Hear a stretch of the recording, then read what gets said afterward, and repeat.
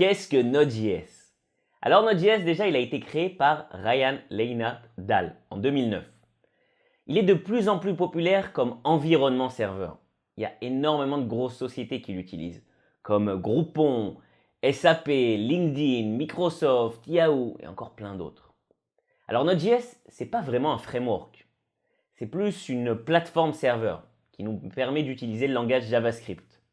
En gros, il vient remplacer des langages serveurs comme le PHP ou le Java. Et comme JavaScript, c'est un langage qui est basé sur les événements, et Node.js, lui aussi, il sera basé sur les événements. Du coup, on va coder un petit peu différemment du côté serveur. Et c'est de là que Node.js tire toute sa puissance et sa rapidité.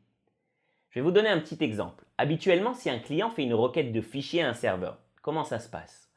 D'abord, le serveur reçoit la requête et ensuite il l'envoie au système de fichiers. Ensuite, le serveur il attend que le système de fichiers ouvre et lit le fichier et alors le serveur envoie le contenu au client. Et ensuite, le serveur il est prêt à passer à une nouvelle requête. Et avec Node.js, ça se passe différemment. Pourquoi? Parce que d'abord, le serveur reçoit la requête et l'envoie au système de fichiers. Mais directement, le serveur est prêt à traiter une nouvelle requête. Il ne l'attend pas. Et c'est que lorsque le système de fichiers a ouvert et lu le fichier que le serveur envoie le contenu au client. En gros, Node.js, il nous évite de perdre du temps. Parce qu'il nous permet de faire d'autres choses en attendant que les actions longues soient terminées. Et alors, qu'est-ce qu'on peut faire avec Node.js? Je vais vous donner quelques petits exemples.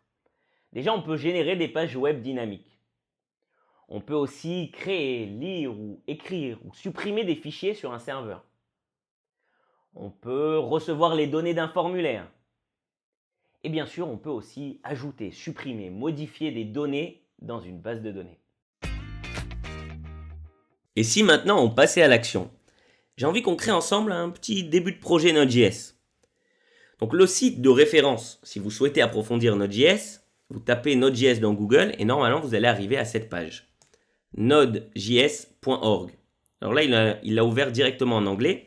Voyons voir si je remplace EN par FR comme français. Voilà, alors là, il me donne ce site-là en français. Encore mieux. OK. Ensuite, vous allez cliquer sur « À propos ». Et là, on voit un petit bout de code. Donc, c'est parti, on va coder. Cette fois-ci, on ne va pas installer un méga outil. Non, on est vraiment à la base. Donc là, je suis dans Framework JS, le dossier. Ce que je vais faire, c'est que je vais créer un nouveau dossier pour notre projet Node.js. Donc, on va l'appeler, dans le même esprit que tout ce qu'on a fait jusqu'à présent, on va l'appeler MyNodeApp. Voilà, il l'a créé ici. Maintenant, je vais me placer dedans. Mettre cd MyNodeApp. Et voilà, j'y suis. OK. Maintenant, on va mettre dans notre projet un petit fichier JavaScript. Là aussi, on peut le faire directement depuis le terminal, mais vous pouvez aussi venir ici sur MyNodeApp, clic droit, New File, et écrire par exemple le fichier app.js. OK, le voilà. Alors, je reprends le code sur lequel on est tombé dans la documentation du site Node.js. Essayer de mettre l'un à côté de l'autre. OK, alors voyons voir ce code. Vous savez quoi? Je vais le copier-coller directement dans notre fichier. Le voilà. Alors voyons voir ce qu'on a dans ce code. Première ligne, const http est égal require http. Tout simplement, je demande un module qui s'appelle http. Okay, en Node.js, cette façon de demander des modules, on n'utilise pas les imports, on utilise les require. Okay, c'est la notation CommonJS. C'est comme ça que ça marche. Ensuite, on crée une variable hostname dans laquelle on écrit 127.0.0.1. Okay, un numéro d'IP. On donne aussi un numéro pour le port. OK. Et là, je crée un serveur. Pourquoi je vous dis je crée un serveur? Parce qu'en fait, oui, c'est exactement ça. Avec la fonction createServer, je vais créer un serveur web. Ce serveur, il va recevoir une fonction. Qu'est-ce qui va se passer en fait? À chaque fois qu'un client va se connecter à notre serveur web, cette fonction sera exécutée. Cette fonction, elle reçoit deux paramètres. Une pour la requête et une pour la réponse. Donc on avait parlé des requêtes HTTP dans le cours JavaScript débarque dans votre navigateur. Mais en gros, les clients, ils émettent des requêtes vers le serveur et le serveur leur donne une réponse. C'est comme ça que ça marche. D'ailleurs, vous voyez qu'ici dans la réponse, déjà j'ai défini que le status code de ma réponse c'est 200. Ça veut dire tout s'est bien passé avec ta requête. Quand le client a envoyé une requête, on lui dit « c'est bon, ta requête, elle est nickel ». La preuve, c'est que tu reçois le code 200. Ensuite, dans la réponse, je peux donner une indication au client. Quel est le type de données que je lui renvoie? Ici, je lui explique qu'il s'agit d'un texte normal.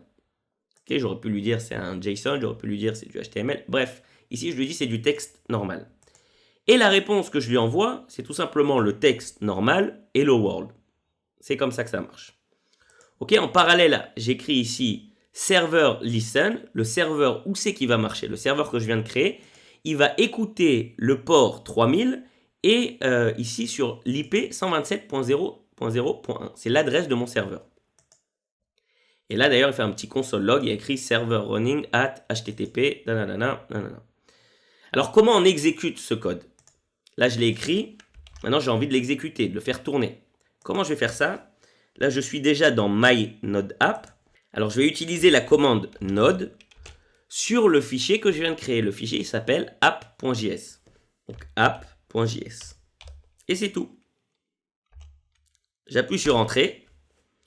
Et voilà, vous voyez ici le serveur running at 120. Ça veut dire que ce code s'est exécuté. Si je vais maintenant sur ce serveur, c'est-à-dire à l'adresse 127.0.0.1, port 3000. Je vais vous montrer ça. Voilà, j'ai ouvert ici.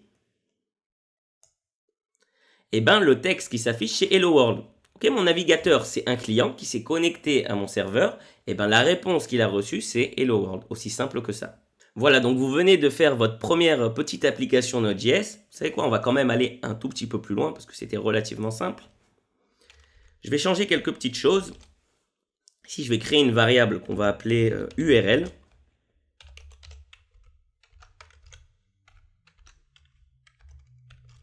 Et je vais dire que cette variable URL, elle est égale à l'URL de ma requête. Ok, ça c'est un des champs de la requête. Quand un client il se connecte à un serveur, il envoie une requête. Un des champs de cette requête, c'est l'URL. Moi, je vais juste le stocker pour l'instant dans une variable. Et maintenant, je vais faire un petit if. Je vais dire si cette URL, il est égal à juste slash, c'est-à-dire dans notre cas à nous, ici, c'est quand j'ai écrit 3000, il n'y a rien après le 3000. Okay, donc, ma réponse, dans ce cas-là, que j'ai envie de donner à ce client, si le client s'est connecté à la base de mon serveur, la réponse qu'on va lui donner, c'est par exemple, on va lui dire tu es sur la page d'accueil. On va écrire juste le mot accueil. Je vais enlever la réponse d'ici, on n'en a plus besoin. Bon, on va faire quelques petites variantes quand même, on va dire else if, si mon URL c'est autre chose. Par exemple, c'était, on va dire, service. Et la personne, elle est venue sur mon serveur, mais pas à la page de base, c'est-à-dire il y a une suite, il y a écrit /service. Alors si c'est le cas, ma réponse, ça ne sera pas accueil, ça sera service. Et vous pouvez imaginer ça avec des pages web.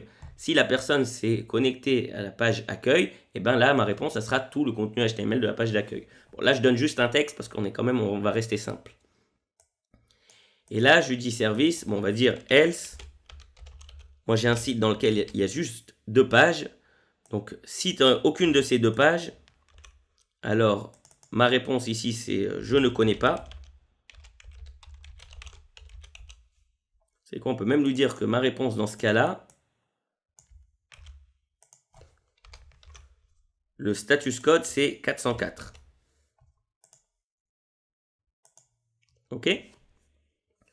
Donc, je vous montre ça maintenant. Si je fais tourner notre application, donc j'enregistre mon code.